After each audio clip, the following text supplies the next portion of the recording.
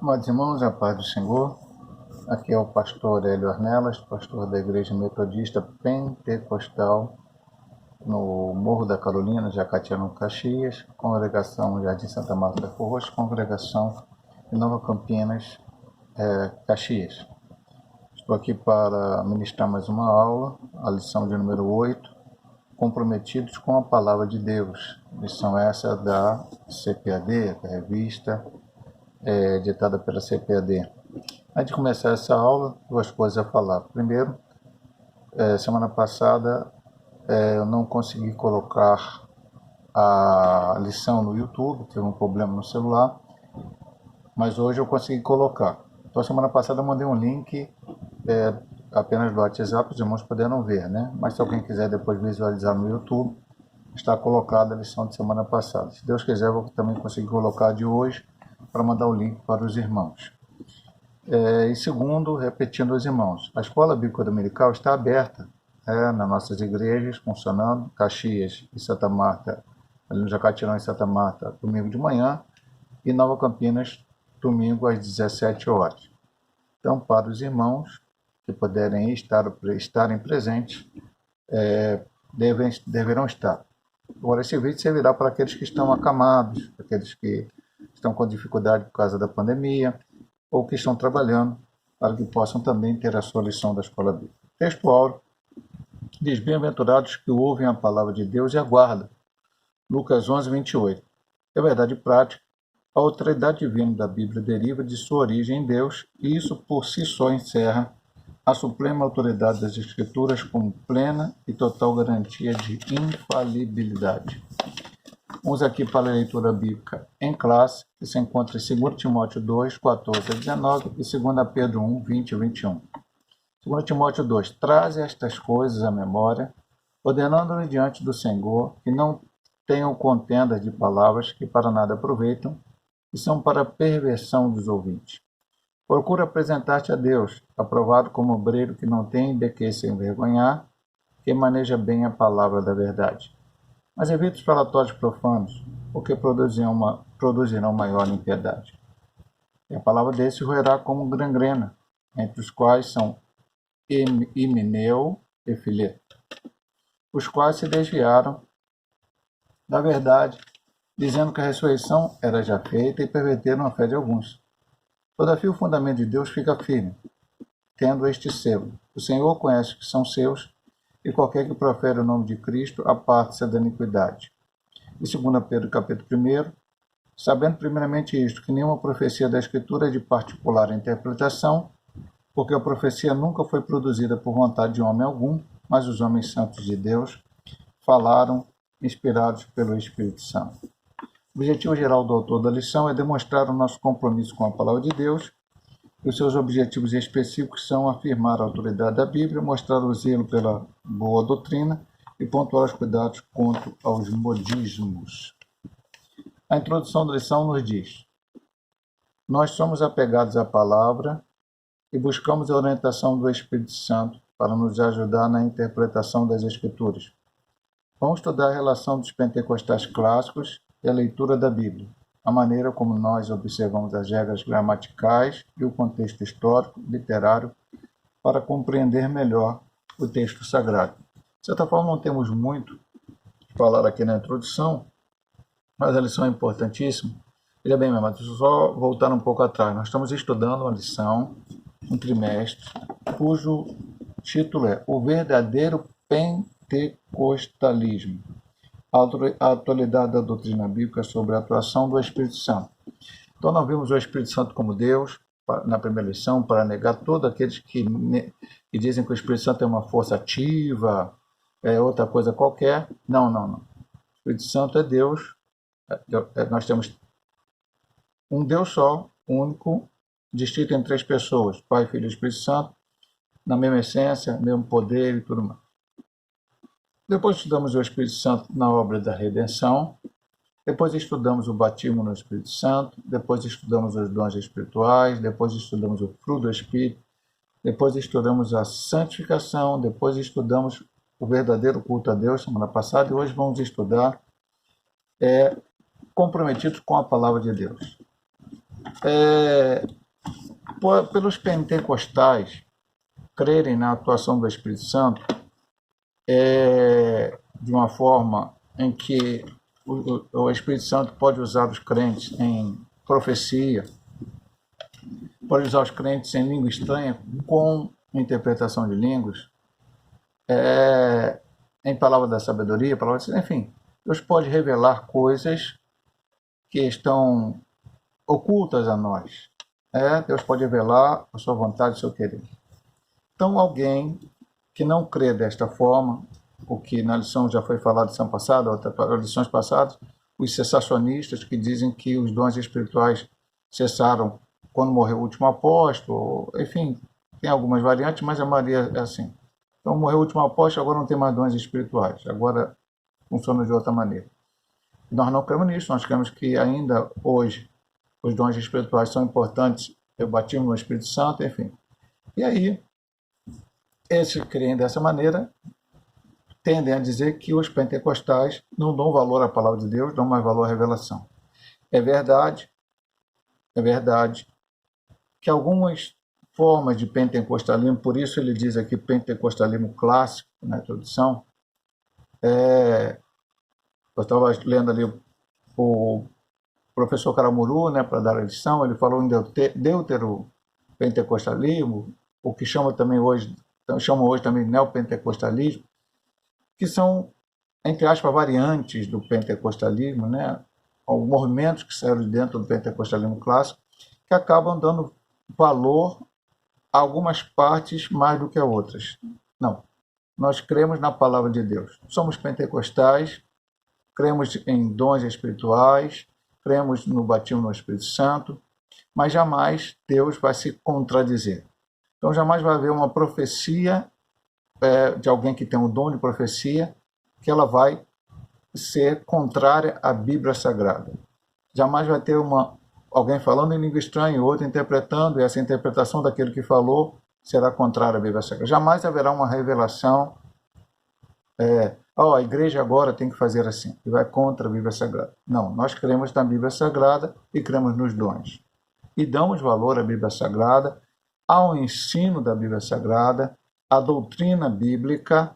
Isso é muito importante colocar para que possamos entender. Então vamos agora no primeiro ponto, a autoridade da Bíblia. Nós herdamos dos reformadores do século XVI o conhecido sola scriptura, somente as Escrituras, um dos 5 pilares da Reforma Protestante. A Igreja Católica Apostólica Romana, que não é a igreja, essa igreja não foi fundada por Pedro, tem nada aí, que falam aí, Pedro é o primeiro Papa, isso não existe. A Igreja Católica Apostólica Romana, ela surgiu numa cisão dentro da igreja, ficou a Igreja do Oriente, a Igreja do Ocidente, e ela não começou com toda essa coisa que hoje nós sabemos, de adoração santo, de Papa ser a autoridade maior, e outras coisas mais que foram acrescentando na história. E aquilo virou o cristianismo do Ocidente. Então, homens sérios, homens que queriam servir a Deus, estavam servindo na Igreja Católica Romana. Mesmo antes dos reformadores, nós tivemos Jerônimo Savonarola, nós tivemos outros, mais John Hus, que combateram os erros da Igreja Católica, até que Deus levantou especialmente Martim Lutero, mas também João Calvino, Zwinglio e outros mais, em várias partes da Europa, e veio a chamada Reforma Protestante. Então, 5 pilares, um deles é o que nós vamos estudar aqui no ponto 1, sola scriptura, latim, somente a Escritura. Cada um dos 5 solas representa a chave de cada doutrina central dos reformadores, como Lutero, Zwinglio, entre outros. O brado de sola scriptura significa que a Bíblia é a única regra de fé e prática para a vida cristã. E é por meio dela que podemos conhecer a Deus e entender a sua vontade. 2 Timóteo 3, 14 a 17. Veja bem, meu amado irmão, 2 Timóteo 3, 14 a 17 é a leitura bíblica diária que está lá na quinta-feira. Então, como os irmãos recebem a revista em PDF, eu gostaria que os irmãos sempre procurassem na sua casa ler os textos também semanais são muito importantes. Vamos ler, eu vou ler aqui apenas porque é importante. Nós estamos estudando uma lição que dá primazia à palavra de Deus, então vamos ler também a palavra de Deus. Olha o que ele diz aqui. Ó. Eu vou repetir para você. O brado da sola Escritura significa que a Bíblia é a única regra de fé e prática para a vida cristã, e é por meio dela que podemos conhecer a Deus e entender a sua vontade, e por isso ele cita 2 Timóteo 3, do 14 ao 17. Tu, porém, permanece naquilo que aprendeste e de que foste inteirado, sabendo de quem o tens aprendido, que desde a tua meninice sabes as sagradas letras, que podem fazer-te sábio para a salvação pela fé que há em Cristo Jesus. Toda a Escritura, divinamente inspirada, é proveitosa para ensinar, para redarguir, para corrigir e para instruir em justiça, para que o homem de Deus seja perfeito e perfeitamente instruído para toda boa obra. Aí ele vem com uma colocação aqui no finalzinho deste subdivisão do ponto 1. Os católicos romanos têm a Bíblia e a tradição. As testemunhas de Jeová têm a tradução do Novo Mundo e mais a revista Sentinela. Os mormons têm a Bíblia e mais o livro de Mormon e outras publicações como fonte de autoridade espiritual. Então é isso que acontece com as seitas e heresias e pode acontecer até mesmo no meio do protestantismo de uma forma diferente. Como assim, pastor? Igreja Católica Romana. Se algum dos irmãos que vê esse vídeo já foram católicos, vão entender isso. Eles têm a Bíblia. Eles leem a Bíblia, a tradução de Padre Antônio Figueiredo, que é uma boa tradução, apenas que lá existem os livros apócrifos, que nós chamamos de apócrifos, e eles chamam de deuterocanônicos, que não, a nossa Bíblia protestante não aceita, todos eles no Antigo Testamento, mas eles também têm as tradições.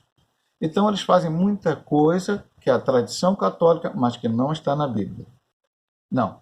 A nossa única fonte de fé, a nossa única regra de fé é a Bíblia Sagrada. As Testemunhas de Jeová têm uma tradução específica deles, totalmente interpolada, totalmente fora do contexto, com muitos textos deturpados para apoiar a doutrina de que Russell criou e que os seus seguidores depois foram mudando. E também a revista Sentinela e outros mais livros que agora eles têm mudado, né, porque falavam tanta coisa estranha para o povo de hoje que eles tiveram que mudar, mas continuam tendo esses livros, estudam esses livros, a Bíblia fica em segundo plano. Eu uma vez trouxe uma testemunha de Jeová para dentro da minha casa, uma senhora, ela pensou que ela ia me evangelizar com a doutrina dos testemunhos de Jeová, mas eu pretendia, e fiz isso, né, infelizmente ela depois desistiu de vir, com a doutrina bíblica. Ela trazia livros, revistas, a Bíblia dela, e eu só ficava com a minha Bíblia. Tem muitos livros na minha casa, mas não usei um livro de teologia para falar com ela, apenas a Bíblia, e mostrar às vezes na Bíblia dela os livros. E os mormons têm também a Bíblia, mas também tem um livro de Mormon. É um suposto livro que teve uma revelação dada a F. Smith e tal, que tem a mesma autoridade da Bíblia.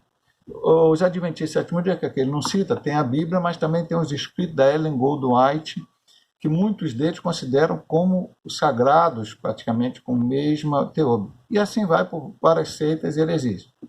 Tá? Os espíritas, aí dependendo de qual área que for, não creem parte da Bíblia, mas creem mais no Evangelho segundo Allan Kardec e outras coisas mais. Então, essas seitas heresias. Pode acontecer no meio evangélico? Pode, se nós passarmos a acreditar em revelações, visões, sonhos que vão ser contra a palavra. Nós não, nós temos a Bíblia Sagrada, é a nossa única regra de fé e prática. Não aceite nunca. Eu já falei várias vezes na igreja. Se o pastor Hélio pregar a palavra de Deus, ok, dê glória a Deus, ore pelo pastor Hélio, que ele continua sendo usado de Deus, mas se o pastor Hélio amanhã chegar e falar, meu irmão, Deus me revelou aqui que todo mundo tem que usar preto, porque senão não vão para o céu. Isso não está na Bíblia, diga para o pastor Hélio, isso eu não aceito. Eu falei isso de usar preto, meu amado irmão, mas eu podia falar qualquer coisa. Olha, meu irmão, tem um livro aqui escrito por mim, por exemplo, Hélio, esse livro agora vai te trazer a salvação, a vida até não esqueça.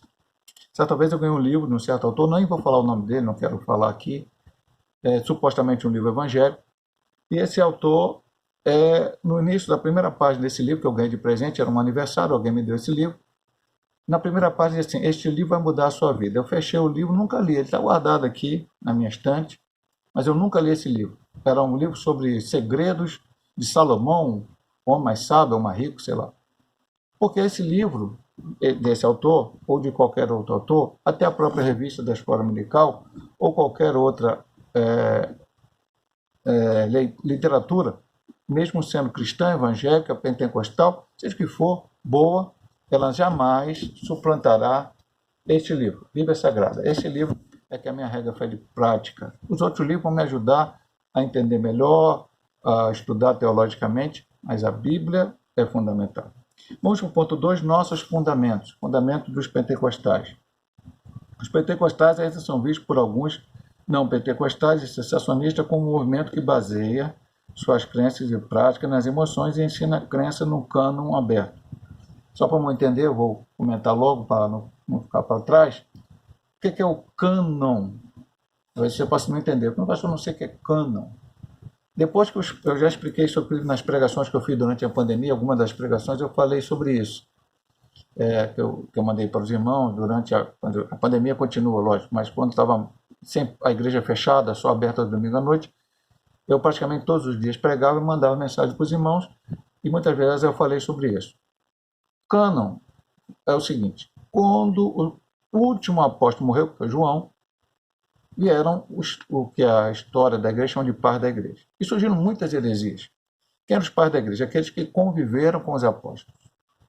Já havia uma Bíblia específica? Não. Os apóstolos, porque eram todos judeus, usavam a interpretação do Antigo Testamento para a pessoa de Cristo. Mostravam a Cristo através das profecias do Antigo Testamento. Mas nesse período, Paulo escreveu todas as suas cartas e faleceu, Pedro escreveu as suas cartas e faleceu, Lucas, Mateus, Marcos e o próprio João escreveu os evangelhos, enfim. Então havia vários livros. Mas além dos evangelhos escritos pelos 4 evangelistas que aceitamos, haviam outros evangelhos, como aparece hoje aí na TV, Evangelho de Maria Madalena, Evangelho de Judas Iscariote, Evangelho não sei quem, Evangelho não sei das quantas. Houve outros relatos da história dos apóstolos, houve outras cartas e houve outros apocalipses. Muitas heresias começaram a surgir na igreja, então reuniram-se os crentes, pais da igreja, a igreja, em concílios, e depois de um tempo chegaram à conclusão que chama-se cânon sagrado. Cânon vem da palavra grega cana, que era medir. Hoje você tem 1 metro. 1 metro tem tantos centímetros, tal, tantos centímetros, tal, tem tantos milímetros. Naquela era cana. 10 canas, 20 canas, 50 canas, se media pela cana.